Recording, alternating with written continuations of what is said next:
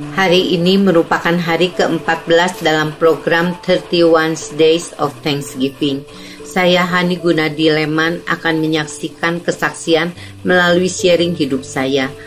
Tahun 2022 merupakan tahun yang penuh dengan pergumulan buat saya. Banyak kejadian suka dan duka yang saya lewati. Tidak terasa sekarang kita sudah akan mengakhiri tahun 2022 ini dengan pertolongan dan anugerah Tuhan. Dari awal tahun 2022, saya harus menemani suami dan cucu saya keluar masuk rumah sakit atau kontrol ke dokter setiap bulannya secara bergiliran. Menemani orang sakit itu tidak enak dan juga tidak mudah, membutuhkan kesabaran dan menguras tenaga, pikiran, serta biaya.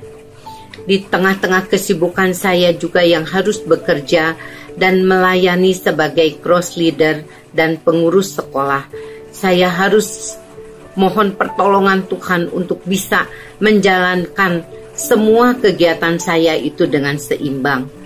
Kesehatan suami juga semakin memburuk dan akhirnya pada tanggal 6 Juni Tuhan memanggil pulang kembali ke pangkuannya.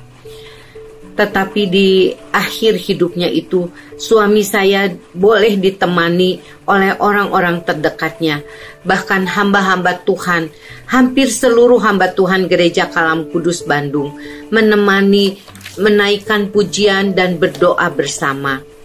Saya melihat bahwa suami saya boleh berpulang dengan penuh kedamaian. Dan dengan tidak adanya suami saya, pekerjaan saya pun semakin bertambah. Apa yang dilakukan suami saya sekarang menjadi tugas saya juga.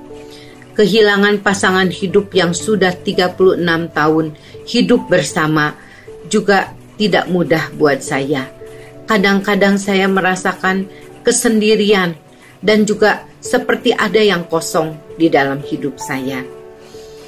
Di dalam pekerjaan dan pelayanan juga kadang-kadang ada hal-hal tertentu yang dimana saya tidak bisa berdiskusi dengan orang lain. Tetapi saya sungguh sangat bersyukur saya punya Tuhan yang selalu siap untuk dihampiri dan selalu ada ketika saya membutuhkannya. Saya selalu merasakan damai, sukacita dan ketenangan setelah curhat dengan Tuhan.